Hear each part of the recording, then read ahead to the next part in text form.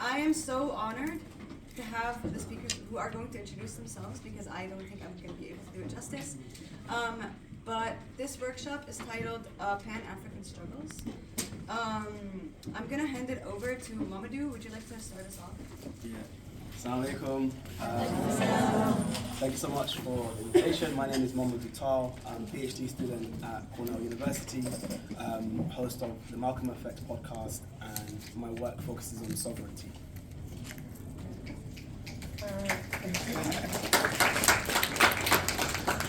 Peace, everyone. My name is Erica Caines. I am the Field Operations and Membership Coordinator for Black Lives for Peace. I am also core coordinator of the Haiti Americas team, Austin, and I do a lot of organizing in this region, in the Mid-Atlantic region, specifically out of Baltimore, with that Baltimore, and I'm also co-editor of Hood Communist.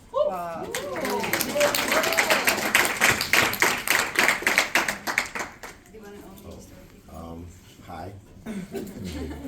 My name is Rafiki Morris. Let me not start. Okay. I'm a member of the African Party for the Independence of Guinea-Bissau. I am one of the coordinating committee members of the Black Alliance for Peace, and I am the central committee member of the All African People's Revolutionary Party. Thank you so much. I will just reiterate, I was so honored to have the three of you on this panel. I think what I want to start with is maybe an explanation for each of you to tell us what, for you, Pan-Africanism is, to kind of reground us into the beginning of the workshop. I also want to say, we're going to have this workshop be really interactive. If at any moment you want to raise your hand, you want to ask a question, please feel free to do so. I will call on you and the speakers will respond. How about we start with you, Rafiki? Okay, if you start with me, you're going to have to skip them, you know. The proper definition, you can write it down, of Pan-Africanism is the total liberation and unification of Africa under scientific socialism. Period. Woo! Woo!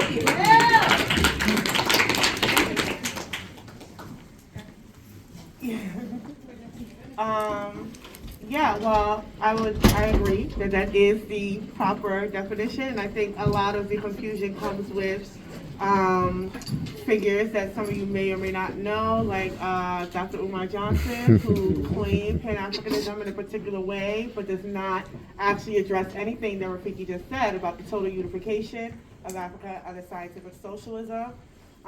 But I myself I consider myself a Pan-Africanist, but I also consider myself a Black internationalist, and I feel as though one cannot be a Black internationalist without adhering to and being in deep consideration of the Pan-Africanist project. How do I follow those two? Okay, cool. As Fanon said, each generation out of relative obscurity must fulfill its mission or betray it. So for me, Pan-Africanism emerges as a particular time period, right? And the time period talking about as we are kind of going into states are kind of gaining nominal political independence. The question behind it is, how do we chart our way forward for development, right? So Africa suffers from the legacies of balkanization. We have borders that are created not by us for particular commodity exports, right? So you have, why is it that, let's say, Gambia or Senegal produce rice only, right? Or Ghana will produce cocoa only, right? Because our economies have been cut up in certain ways. So Pan-Africanism is a project that tries to overcome that dependency, right? So Pan-Africanism for me, as Rafiki said, it is the total unification and liberation of Africa under scientific socialism. It's not particularly, as people say, changing your name, that's important. Wearing cultural attire, it's important. But fundamentally, it's a political project, right? Which orients itself around socialism and Marxism and communism. Thank you so much. I think in order. Okay, this is going to be open to interpretation, but most historical and political observers agree that the Pan-Africanist Project is something that started at its instinctive level and developed to the point of being a movement and later an objective. Out of the dispersal of Africans out of the continent and throughout the world. Africa, during the period of the African slave trade, was in a large part in feudal or semi-feudal or communal social orders. We had a bunch of kings and a bunch of queens, who, mostly the kings on this part, who sold us down the river. Or no, actually, it's across the ocean. And they mixed us up.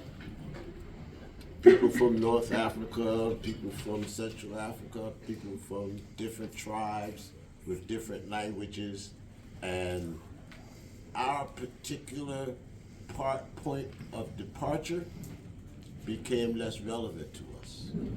And the entirety of the African continent became one in our minds, and this movement grew out of this conception of Africa as one. After the ending of slavery in 1884 and 1885, there was something called the Berlin Conference. And at the Berlin Conference, France, Portugal, Spain, Germany didn't get much. That'll come back later. All these European powers, the Belgians, the Dutch, each took a piece of Africa. And this began the era of colonialism, which is traditional colonialism. And following the Berlin Conference and the division of Africa into 54 different states. It really wasn't 54 back then, but we've been dividing ourselves into smaller and smaller units over time. There was held in London the first Pan-African Conference. Now, you have to distinguish this first Pan-African Conference from the Pan-African Congresses that followed. The conference was largely a meeting of African intellectuals, and they met to discuss the condition of African people around the world. Following that, there were 5 Pan-African Congresses, the last one being the most important, was held in 1945 in Manchester, England. At that conference, for the first time, really, people were represented from all over the African continent. And these wasn't just people who happened to be in Europe. These were actually people who engaged in the political struggle against colonialism. And they got to sit down together and discuss this project of decolonizing the African continent. And they reached certain conclusions, one of which, I think the most important of which, is that the primary vehicle by which Africans can pursue their independence is through the organization of mass political parties. The mass political party is Africa's contribution to political organization. Up until that time, the only forces that were fighting for the end of colonialism were vanguard parties modeled after the Soviet model of a vanguard organization, with certain adaptations in China and other places. So this mass party in 1945 led to the formation of this concept, led to the formation of mass parties throughout the African continent. In 1947, Nkrumah and a gentleman who was known in Marxist circles named George Padmore. Y'all should pay attention to George Padmore. He was a part of the Soviet Politburo. At one point, I think he was the mayor of Moscow. And he was in charge of the Soviet colonial project. And at World War II, the Soviet Union took the position that everything's for the fatherland, but it wasn't my fatherland. It was another fatherland. And Badmore sold them just that. That's not my fatherland. I want to liberate Africa. So he went met with Nkrumah, and they left Europe and went to Ghana and formed the Convention People's Party. Around the same time, you had the Democratic Party of Guinea, which was really called the African Democratic Rally. You had KANU in Kenya, and you also had armed struggle emerging in Algeria, in Kenya, and in other places. And the Pan-Africanist movement at that time really found a home in Africa. And that was very important. By 1957, the Convention People's Party got the independence of Ghana as the first sub-Saharan state to get their independence. And in 1958, immediately, in fact, at the independence ceremony, Nkrumah made the statement that the independence of Ghana is meaningless without the total liberation and unification of the African continent.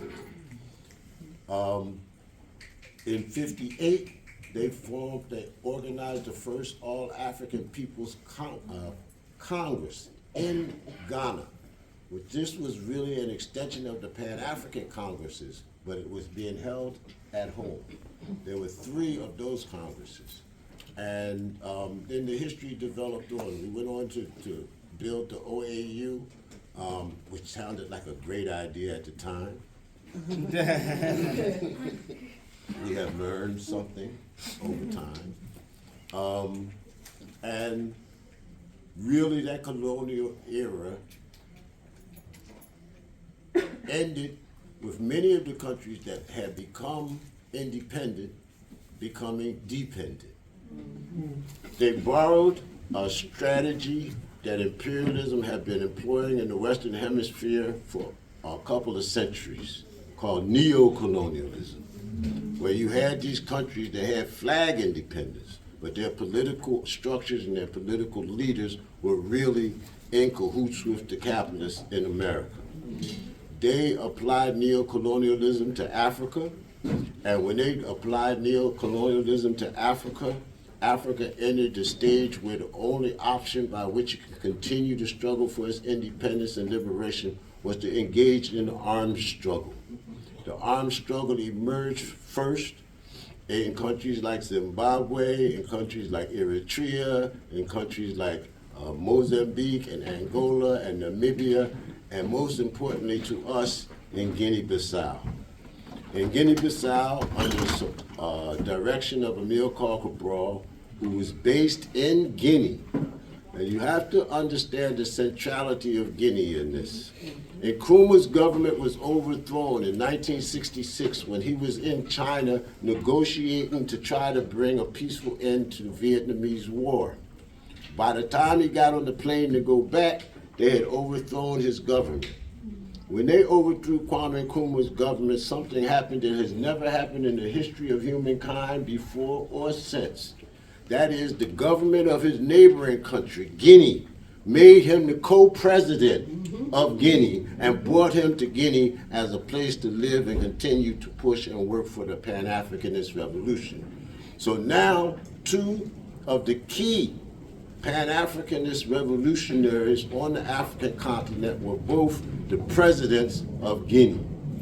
And Amilcar Cabral and the PAIGC also had their rear bases in Guinea. In fact, the PAIGC was built in Guinea and launched the armed struggle from Guinea. And through that process, we began to really concretize a revolutionary ideology by taking the ideas of Kwame Nkrumah and Sekou Touré and Amilcar Cabral and taking these ideas and combining them with the ideas of the South African revolutionaries and the revolutionaries in East Africa, and very much so the Algerian Revolution, which had been given an ideological direction throughout this period. And we arrived at our own ideology. We are not Marxists. I want to say that again. We are not Marxists. We understand Marxism to have elements which are objective and scientific and applicable to everybody's struggle everywhere. These elements are called historical materialism, dialectical materialism, and scientific socialism. These are scientific terms, right? While Marxism is an ideology. It goes beyond these scientific aspects. It also takes into consideration of the culture out of which it emerged. All ideology comes from somebody's culture. And that's why Maoism don't work in New York City. Right? So out of this, we developed an ideology called Nkrumahism, Touréism, Cabralism. And Nkrumahism, Touréism, Cabralism is nothing more than the application of those scientific principles to the objective and subjective conditions of African people around the world. It is not confined to the teachings of these three men, and in fact includes all revolutionary thought that emerges from African people wherever they might be, in order to combine them into an ideology that is capable of us uniting us into one mass international force capable of challenging this imperialist monster. We think that the African masses as a mass comprise the only human force that exists in every capitalist metropole on the planet. We are everywhere, we know all their secrets, and we're getting ready to get together and tell them. This is our perspective. I know I went on a little bit. We have a strategy from this perspective because we believe that the primary thing that we lack is the same as the primary thing that the Palestinian Revolution lacks, and that is the coordination of its fighting forces.